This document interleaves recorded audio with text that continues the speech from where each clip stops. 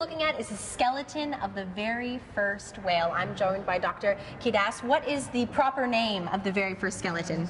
We are here standing before what we call Pakicetus, which means basically the whale from Pakistan. Okay, and how old is this skeleton?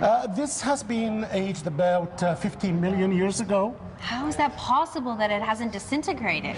Mammals used to live on land, so this is a terrestrial mammal, and we have seen some features in the anatomy that tell us that this is a whale. Okay. But this whale used to walk on the land, you know, and then yeah, it was a terrestrial mammal. Okay, and now what we're looking at here are skeletons that are sort of a representation of the evolution of whales over the last 50 million years, right?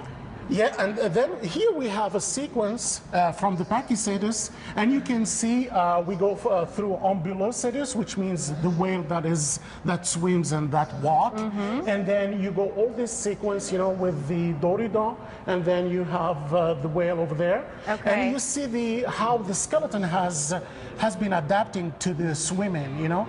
But why? Yeah. Sorry to interrupt you. Why over time did it evolve into a marine animal? Yeah, as we said, I mean, they started to be terrestrial mammals. Yeah. And then forced by global warming, these guys, they had to find some, you know, another niche, you know, ecological niche. So they started to exploit the waters, you know, the shores. And then they continued, and then they went into the sea. And they have waited about 25 million years to become fully aquatic. So very patient. You know, during 20 million years, so they were in and out, you know, just like otters now and like, you know, walruses. And what's interesting is, take a look at this. That is a skeleton of a sperm whale, and there's a female right next to it. How much does a sperm whale weigh? They can reach up to 50 tons. But here, actually, this bull has been estimated to weigh about 60 tons, actually. That's a huge one. And it's about 17.8 meter long. Yeah. And the female just right beside him, it's half size, you know. Yeah. So usually females in sperm whales are And that's quite a rarity to see a skeleton of this size, especially here in Canada. This is only the second time that this exhibit has come to Canada. So yes. This is a look at what a sperm whale's heart looks like, right? That's a life-sized model, and basically that's a heart of a blue whale, and you can imagine of a blue whale. Okay. That's a huge indeed. I mean, live this would weigh about 1,300 kilograms.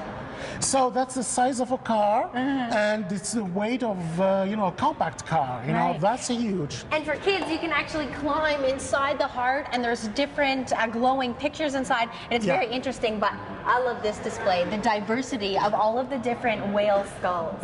When we see from where we have started with Pakicetus, and then all this diversity, so this gives you a very nice overview about the diversity of whales, you know. And here, actually, we are just talking about toothed whales. These are the family of Ziphyidae, bottlenose whales.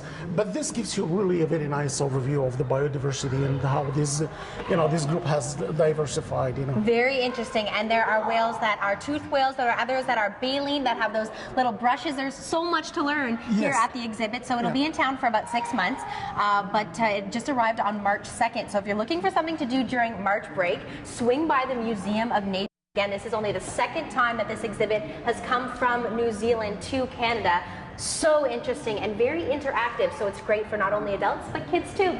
Stick around, there's still plenty more coming up on CTV Morning Live.